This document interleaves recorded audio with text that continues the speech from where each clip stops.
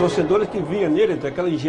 fans loved his innocence and authenticity. He was a genuine player.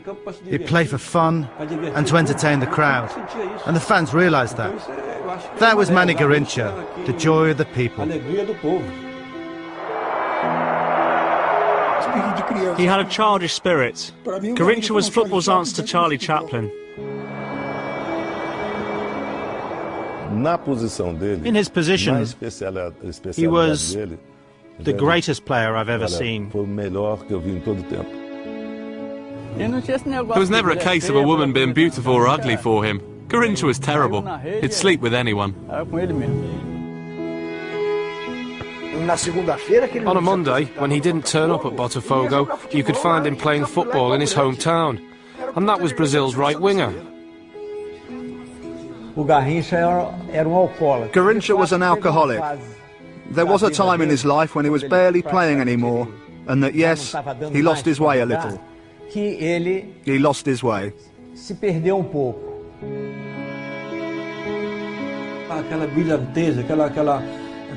started to lose that spark and joy that he'd always had.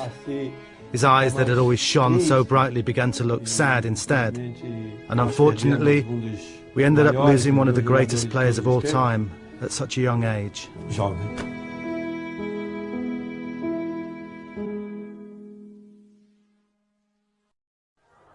Sweden, 1958. Brazil were due to face the USSR in their final and decisive World Cup group game. The Soviets were pioneers of a new scientific football and feared by the Brazilians. However, the Brazil side contained two young stars who'd been held back from their opening two games, Pele and Garrincha. The world was about to witness 3 minutes that would change football forever. It was in that game that both of them came in. The selectors had a long talk. Garrincha had been training well and Pele had recovered from an injury. So the two of them started against the USSR, and they did something spectacular. Both players made an immediate impact, but Garrincha in particular was mesmerising. His close control, dribbling ability and mazy running had the opposition tied in knots. The Soviets went on to lose 2-0, but in those first 3 minutes the world had witnessed the emergence of a new power in football. The magnitude of the occasion was lost on Garrincha, however. He hadn't even realised Brazil had qualified to the knockout stages and sent the Soviets home.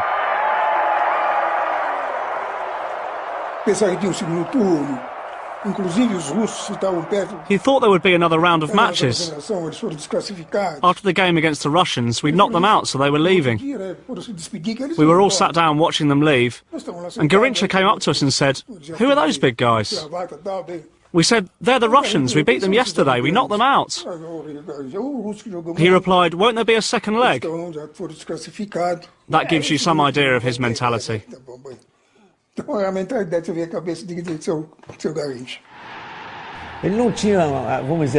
didn't have the same sense of responsibility as your normal national team player would. Even with Brazil, he'd do his thing and play his way. But it was brilliant. And that's what was good and important. That irresponsible streak had initially cost him his place in the starting lineup, but now his dribbling skills were crucial to Brazilian success. Nilton Santos would shout, "Give the ball to Mané," and Garrincha would get the ball, dribble down the wing, and then cut it back for either Vavá or Pele. A lot of the time, you'd get one player here, another there, maybe 3 players marking him, and he'd dribble past them. He was very explosive. He could go past anyone. For Garrincha, the final against the host Sweden was just another game. It could have been one of the kickabouts he regularly enjoyed with friends back in his hometown of Pau Grande. But yet again, he managed to mesmerise the opposition. He'd dribble, get to the byline and cross the ball in. So much so that in the last game against Sweden, he made 2 identical runs.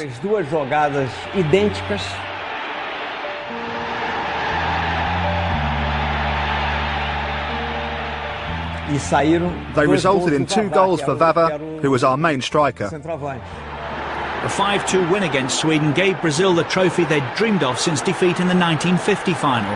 Football had changed forever. For Garrincha, life would never be the same again.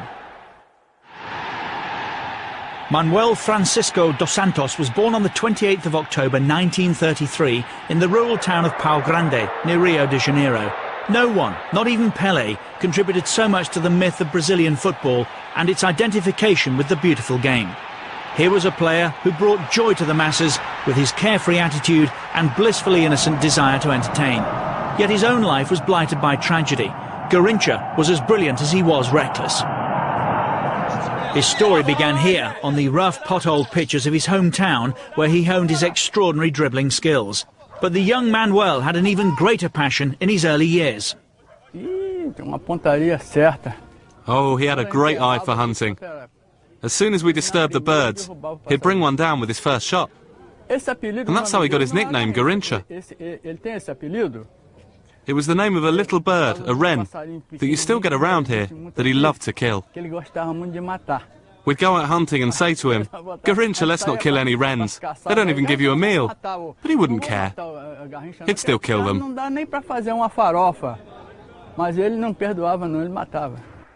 That Garrincha rose to the top of world football is even more remarkable when you consider that he was born with such a disability.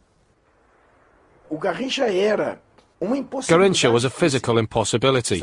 He had one knee that went in and one knee that went out. Normally people have both knees going in or both going out. In theory, he shouldn't have even been able to walk. Despite his physical limitations, Garrincha soon became renowned throughout the region for his footballing ability.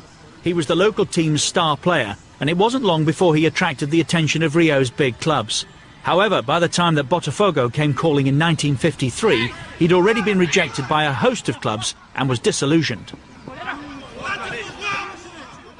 After the disappointments at San Cristóbal, Fluminense and Vasco, he didn't want to try with anyone else, not even Botafogo.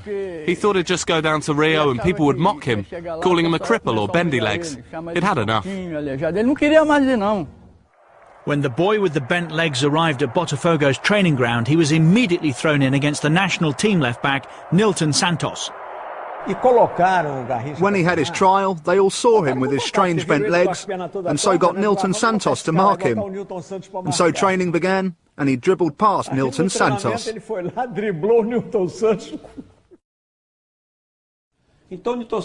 So after training, Nilton Santos grabbed hold of Garrincha and took him to the president. He told him, "Sign this guy here, so I don't have to play against him."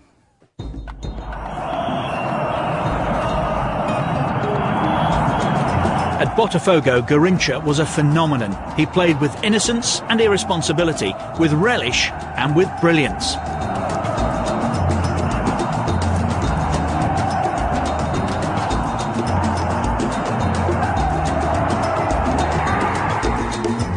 He'd twist one way, stop the ball, twist the other, and the defender would fall over.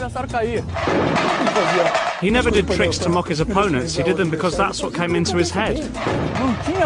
There was nowhere marking him, no one could stop him. When Manny got the ball, everyone was desperate to see what he would do with it. He was born to play like that, and he was all crooked and bent with those confusing legs, and it probably confused his opponents even more.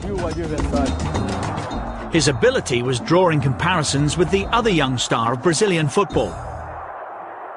Garrincha and I played together in the national team for around 12 years, from 1958 until Garrincha passed away. When Garrincha and I played together for Brazil, we never lost a single game. We were unbeaten.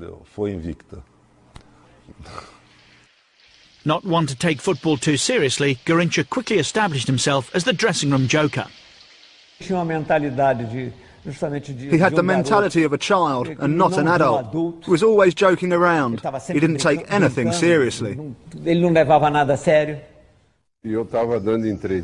I remember one time, I was in my team suit with the long trousers and everything, and I was giving an interview. This was in Rio, and I was giving this interview in the press room full of people. And do you know what Manny Garrincha did? He came up behind me, pulled my trousers down. I was shocked. I had to pull them up. But that's what he was like. Joker. He was effectively a child in an adult's body, but supporters identified with his desire to entertain. So much so that he transcended the local rivalries between teams in Rio. I actually think that Garrincha is the only player who is loved by every single fan, from every single club in Brazil. Garrincha doesn't belong to any one club. Everyone in Brazil supported Garrincha. He was the joy of the people. That was the way he played.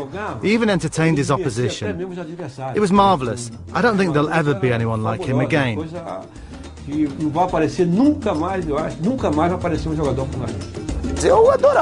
love Garrincha. I'd support him, even though he played for Botafogo, because I wanted to see him do those things with a football that he could do. I think we just had to admire his football.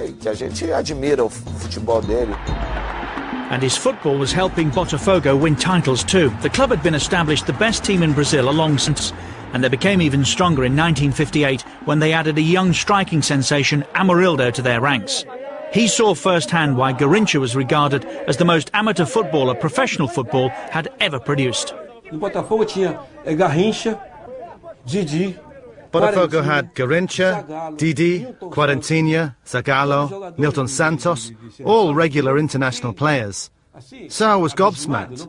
For me, this was the biggest club in Brazil, with the biggest players in Brazilian football, with the exception of Pele. There would be games that Garrincha wouldn't even know the name of the team we were playing. He wouldn't know. When he stepped out onto the pitch, he knew he played for Botafogo, and he knew he had to win, but he wouldn't know who he was playing against. He'd always ask, "Who are we playing against today?" "We're playing Vasco." "Oh, right."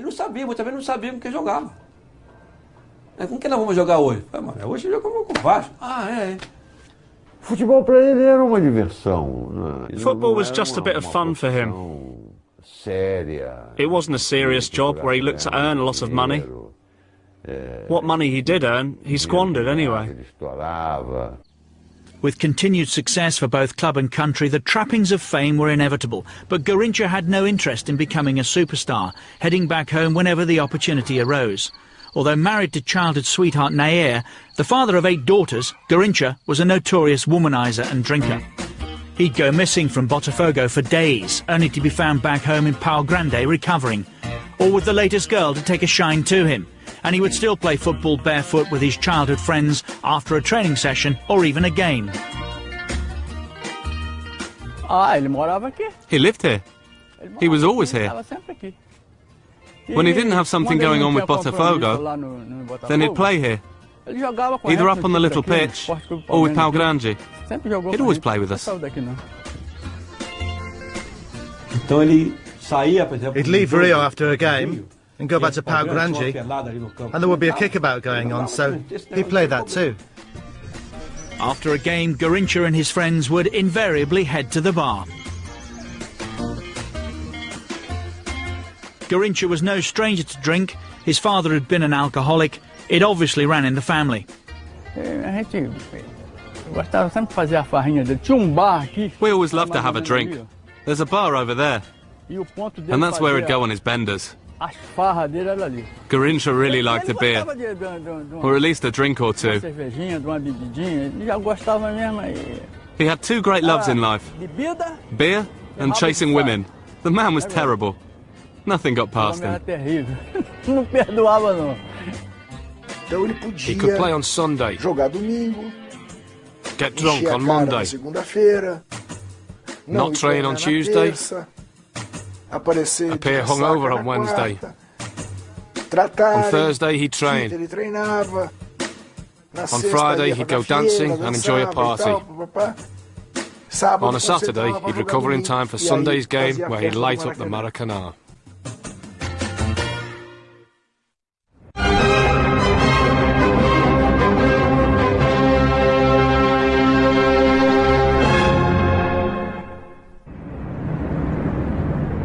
In 1962, Brazil travelled to Chile to defend their World Cup title with largely the same squad as '58.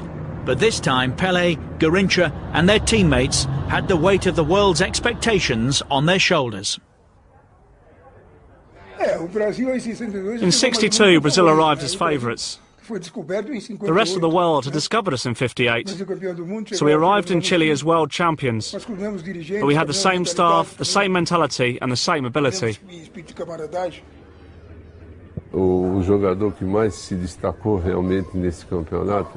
player who really stood out in that tournament was Garrincha. He was just out of this world for us, and he took on the role of leader of that team.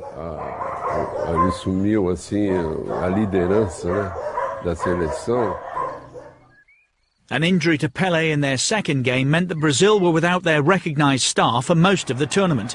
Suddenly, Garrincha could step out of his more celebrated teammate's shadow. He realised in that World Cup that now he was the principal actor. Now he thought, I'm not just a bit part player, I'm the star.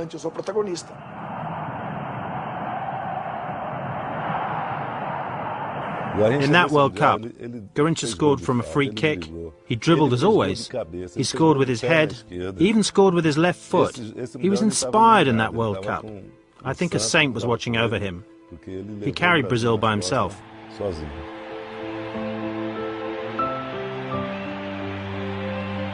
Garrincha had never been a leader in his career. He never paid attention to tactics, and coaches saw no point in trying to teach him. He played, he enjoyed himself, and he went home. But in 1962, he became Brazil's leader and inspiration. He did things with the ball. God, he even scored with his left foot. He practically carried the team on his back. He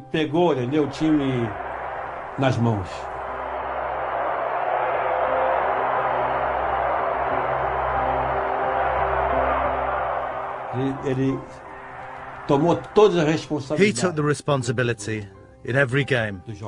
He did things that I'd never seen him do at Botafogo. In the quarter-finals, England were ripped apart by Garrincha's pace, tricks and his newfound eye for goal. He scored twice in a 3-1 win. He was phenomenal against England, and they were a good team. To have stopped Garrincha, they would have needed a machine gun. Fortunately, they didn't have one. Hosts Chile were on the receiving end of another virtuoso display in Brazil's semi-final. Again he scored twice. Brazil were now entirely dependent on their mercurial winger. I always say this. I know of only two players who have single-handedly won a World Cup.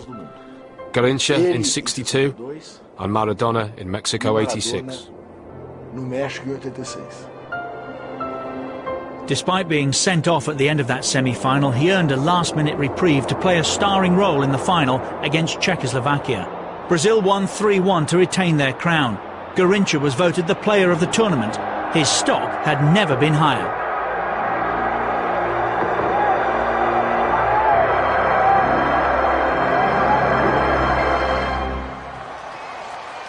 Back in Rio, life only got better. He helped Botafogo to a Rio State final win with a performance that many claimed to be the greatest in his career. But just as he appeared to have reached his peak, things were about to take a drastic downturn. Garrincha's carefree life was beginning to catch up with him.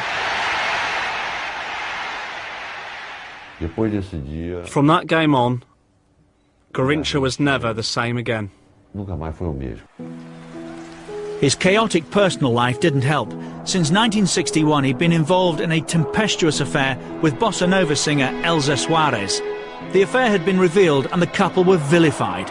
The hero of 1962 had now turned public villain.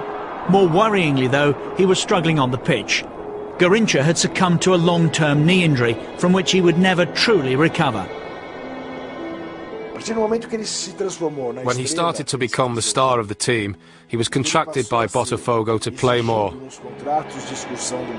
They had to play him in at least every other game. And so the fact that he wasn't a natural athlete meant that he was given various treatments and injections to stay fit, and that finished him off.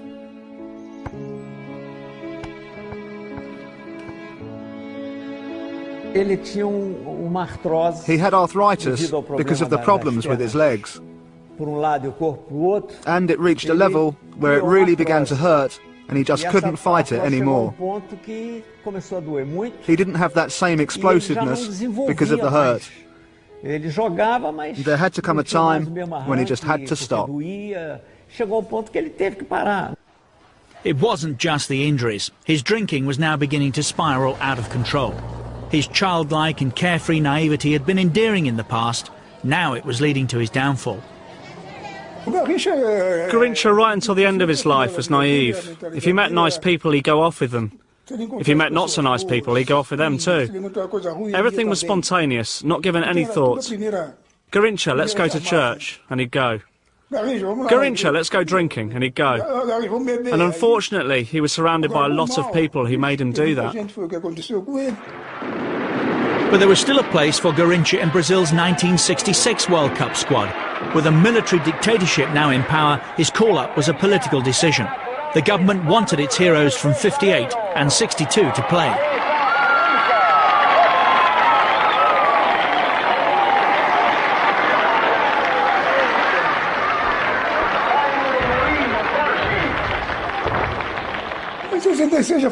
'66 was more political.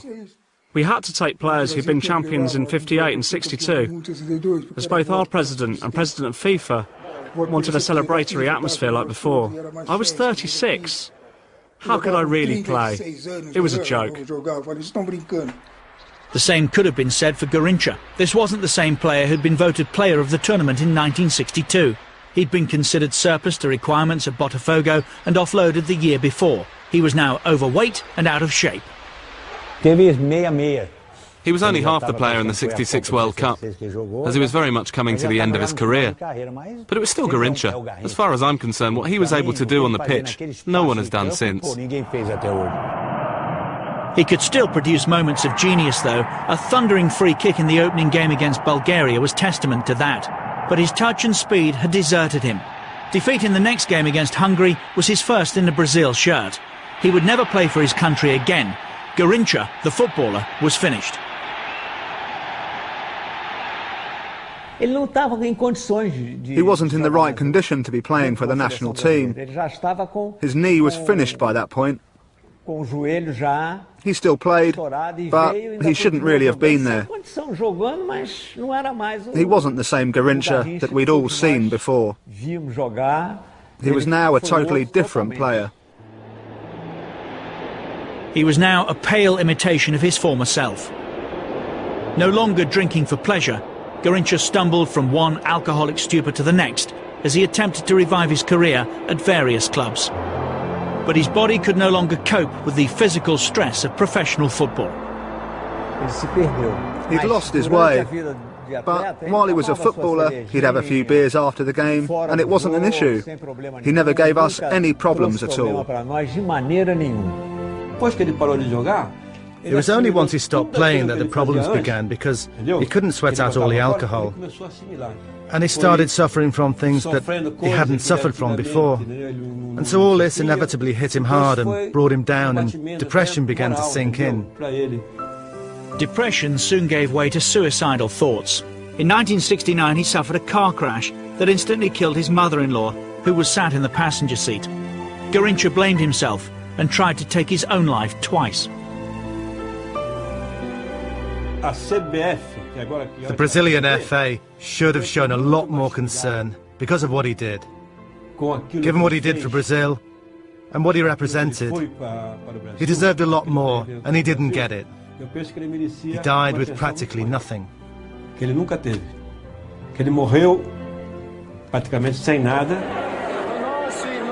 On January the 20th, 1983, Garrincha died, aged 49, of cirrhosis of the liver. In the previous 12 months, he'd been admitted to hospital 8 times. Up until his death, his body would violently reject anything that wasn't alcoholic. Brazil finally mourned its tragic hero, Mané Garrincha, joy of the people. I'll never see a player like him again. Whoever saw him got lucky.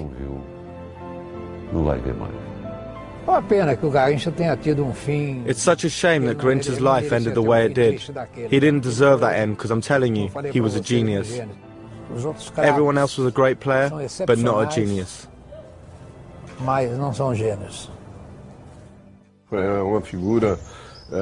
He was an extraordinary guy, a great teammate and a great friend whenever you needed him. I just hope God has given Mané Garrincha a good place up there. He was out of this world.